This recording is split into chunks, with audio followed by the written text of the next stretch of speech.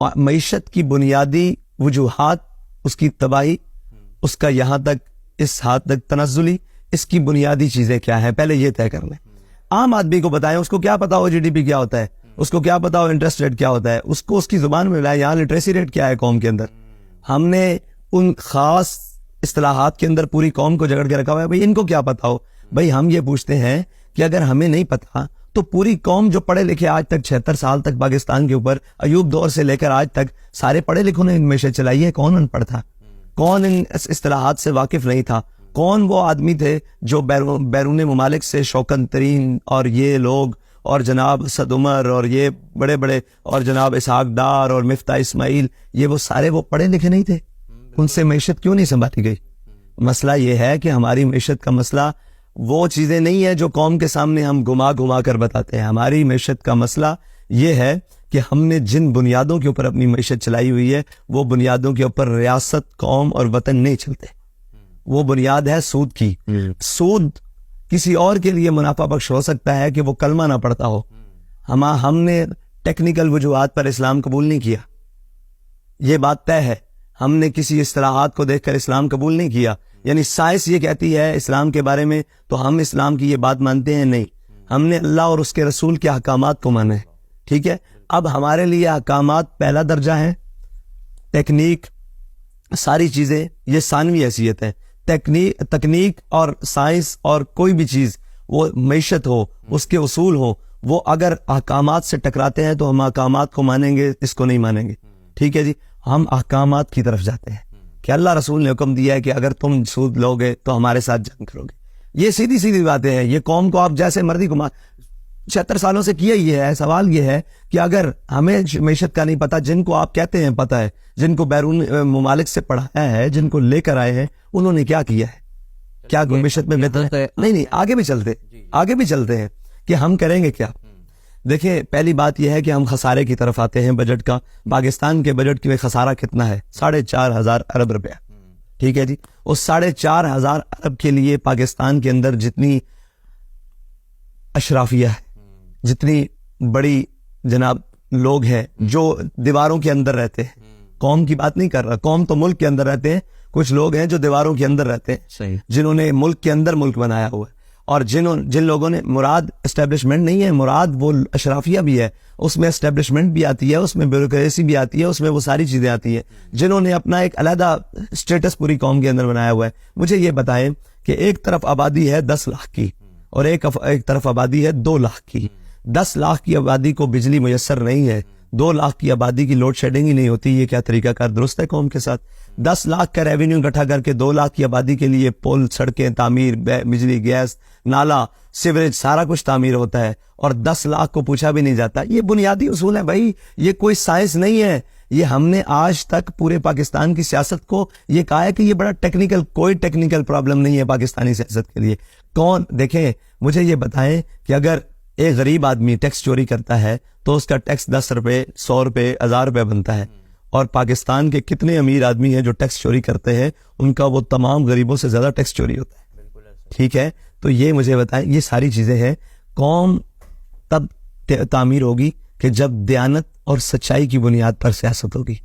جھوٹ اور بددیانتی کی بنیاد پر چلنے والی سیاست کا وہی حال ہوگا جو 76 سال میں ہوا ہے ہمارے پاکستان کے ساتھ. آپ ان سب سے یہ چھین لیں گے؟ نہیں، چھیننے کے لیے تو نہیں آئے. دیکھیں، اکثریت رائے کا احترام، ٹھیک ہے، جمہوریت ہے. بڑی خوبصورت بات کی آپ نے کہ اکثریت رائے کا احترام. اگر اکثریت رائے یہ سمجھتی ہے کہ یہ لوگ درست ہے تو ہم اس وقت تک ان کا احترام کریں گے کہ اکثریت ان کے ساتھ ہے. وہ سمجھتی ہے کہ ان لوگوں کے پاس نہیں.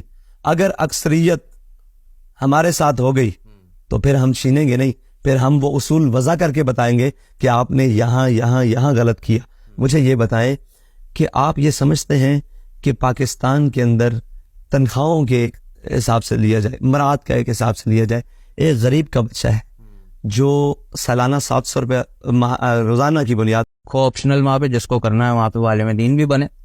اب ایک آخری سوال ہے، یہ عوام کا سوال ہے، کیونکہ یونیورسٹی اسٹوڈنٹ سے جب ہم بات کرتے ہیں تو ہم دیکھتے ہیں کہ ان کا جو ایک مائنڈ سیٹ ہے، جو ان کا ایک پرسیپشن بنایا گیا ہے، وہ یہ ہے کہ اگر کبھی کسی دن اس ملک کی حکومت مولویوں کے ہاتھ آ گئی تو بھائی تمہارا ایٹم بم جو ہے وہ بن جائے گا ایک عذاب، کیونکہ یہ تو بات بات پہ دھمکی دیں گے، ہم اس پہ ایٹم بم مار دیں گے، ہم اسرائیل پہ ایٹم بم مار دیں گے، ہم امریکہ پہ مار دیں گے. اور ایسا نعرہ ظاہر ہے کہ ڈپلومیٹک ورلڈ میں تو یوں کر کے اگر ناک کھجا دیں آپ تو ایک اشارہ ہوتا ہے، صحیح ہے.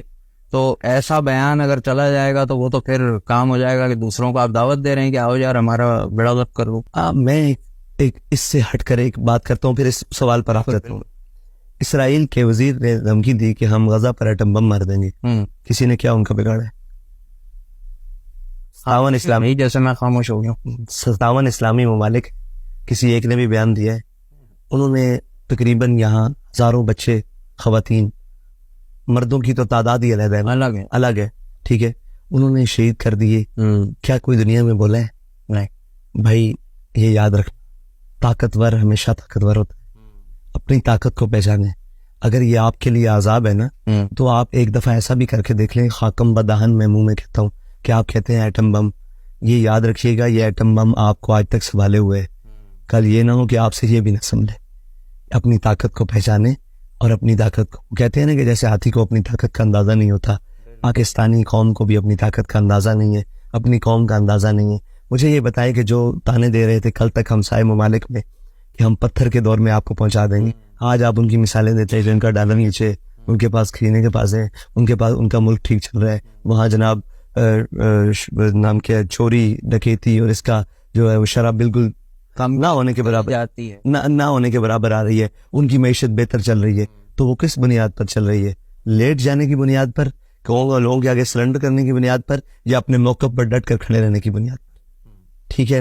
اچھا اگر آپ یہ کہتے ہیں کہ ڈپلومیٹک دنیا میں یہ ہوتا ہے تو یہ یاد رکھیں کہ ڈپلومیٹک دنیا میں طاقت کی بات مانی جاتی ہے.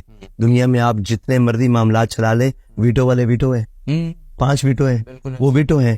آپ جب تک اپنی طاقت نہیں لائیں گے، لوگوں کو یہ نہیں بتائیں گے کہ ہم طاقتور ہیں اور ہم اپنا حق چھین کر بھی لیں گے، اس وقت تک آپ کی بات کوئی سننے کے لیے تیار نہیں. اب تو پتہ نہیں یہ ہے یا نہیں، اب تو ایران آپ کی بات نہیں سنتا. آپ اب ڈپلومیٹک دنیا کی کہاں بات کر رہے ہیں؟ وہ اوپر والی جگہ پہ بات کر رہے ہیں اور کہتے ہیں کہ مولویوں کے ہاتھ میں ایٹم بم آ گیا. تو یار 76 سال میں آپ کے ہاتھ میں ہے، آپ نے اس سے نے آپ کی حفاظت کرنی تھی، آپ سے اس کی حفاظت نہیں ہوتی. اب تو ہمارے پاس یہ بھی ایک دفعہ پروگرام چل چکا ہے کہ اس ایٹمی پروگرام کو بیک روز سرنڈر. یہ پروگرام IMF کے اس شکوں میں شرائط میں شامل ہے، وہ وضع کریں نہ کریں. اور IMF کے ساتھ جو ابھی 10 سے 12 شکوں جو ابھی پبلک نہیں ہوئی، وہ جس دن ہو گئیں اللہ خیر کر دے گا اس ملک. تو بہتر ہے، ٹھیک ہے. ہم تو مرنے، دیکھیں ہم تو وہ لوگ نہیں ہیں. اس دینی طبقہ، علماء طبقہ، مولوی طبقہ، اس پاکستان کا وہ دینی اور جناب طبقہ، وہ اس پاکستان سے بھاگا نہیں ہے. ہم پہلے بھی نہیں بھاگے. انگریز آیا تھا، یہ سب بھاگ گئے تھے، باخدا بھاگ گئے تھے. انہوں نے یا تو اس سے ساز باز کر لی یا بھاگ گئے تھے. ٹھیک ہے. ہم اس وقت بھی انگریز کے سامنے کھڑے رہے، 1857 کی جیلیں کاٹی، کالا پانی کی جیلیں کاٹی، سر چوکوں میں لٹکوائے. ہم آج بھی کھڑے رہیں گے. سوال یہ اتنا ہے کہ جن پر سختی آتی ہے وہ کبھی سعودیہ، کبھی لندن بھاگ جاتے ہیں، کبھی دبئی. ان کے لیے رستے ہیں. ٹھیک ہے. آپ کہتے ہیں ہم ایٹم بم جناب آپ کے لیے، تو مجھے یہ بتائیں کہ ایٹم بم آپ نے کس مقصد کے لیے رکھا؟ اپنی حفاظت. دنیا ڈرے ہم سے. ہاں. تو جب ہم یہ بات کرتے ہیں تو آپ کہتے ہیں مولوی مار دیں گے. یعنی جو کام ہم کریں وہ ٹھیک ہے، جو ہم مولوی نہیں. یہ کہنے کا مطلب آپ دنیا کو کہتے ہیں کہ ہم ایٹمی پاور ہیں، اگر مولوی کہے کہ ہم نیوکلیر پاور ہیں تو دہشت گرد قرار پائیں گے نا. انہیں تو ماڈریٹ مسلمز پسند ہے. اصل میں مسئلہ یہ نہیں، اصل میں مسئلہ یہ ہے ان کو کوئی بھی مسلمان پسند نہیں ہے. انہوں نے طبقہ کر کے ایک سٹیپ بائی سٹیپ ہر ایک کو ختم کرنا ہے. ٹھیک ہے جی. آج وہ لوگ جو ان کی بولی بول رہے ہیں، کل وہ لوگ ہمیں جو غلط کہہ رہے ہیں. یہ یاد رکھیں کہ جب اسپین میں آئے نا سارے، تو اسپین کے اندر وہ سارے دینی طبقے بھاگ گئے تھے اور اسپین میں اسلام اور اس کا وجود باقی نہیں رہا. آج جب بر صغیر میں مشکل وقت آیا تھا تو یہاں سے بھاگا کوئی نہیں. آج بھی جو کچھ بقا ہے نا، جو کچھ بات ہے، کہتے ہیں کہ ہم نے امریکہ کو ایبسولوٹلی نوٹ کہنا ہے تو تب ہماری بات بنی ہے. یہ اب قوم کا ذریعہ ہے نا، تو وہ سب سے بہتر کون کہہ سکتا ہے؟ امریکہ کس سے ڈرتا ہے یہاں سے؟ ایٹم بم سے نہیں ڈرتا نہیں نہیں وہ یہاں ڈرتا مولوی سے. سیدھی سی ایک بات ہے کہ اس کا ڈر ہے دینی طبقہ. دینی طبقہ. ہمارے پاس رینڈ کارپوریشن کی رپورٹس موجود ہیں جس کو ہم پڑھتے ہیں دیکھتے ہیں کہ انہوں نے کب کس زمانے میں پلان شروع کیے تھے کہ بھائی آپ کو لوگوں کے دین کو انفرادی حد تک رکھ دینا ہے کہ آپ نماز روزہ کرو, آپ ہمارے لیے اچھے ہو. آپ نیو یارک کے اسٹیشن پہ نماز پڑھیں گے نا, ایک سپاہی آ کے کھڑا ہو جائے گا کہ اس کو نماز پوری کرنے دو. اسے پرابلم نہیں ہے, اس کو پرابلم ہے نظام سے. آپ نے ہمارے نظام کو قبول کرنا ہے, ہم آپ کے مذہب کو قبول کریں گے. آپ دین کی بات کرو گے تو آپ ہمارے دشمن ہو. بالکل ٹھیک ہے, تو ہم دین کی بات کرتے ہیں اور ہم یہ سمجھتے ہیں کہ اقبال نے کہا جدا ہو دین سیاست سے تو رہ جاتی ہے چنگیزی. سیاست سے دین جدا ہو جائے تو چنگیزی رہ جاتی ہے, اور اگر دین سے سیاست جدا ہو جائے تو وہ رہبانیت رہ جاتی ہے. ٹھیک ہے, یہ لازم اور ملزوم ہے. بے حد شکریہ. اللہ کرے کہ آپ کی باتیں لوگوں تک پہنچیں اور ان کی سمجھ میں آئیں.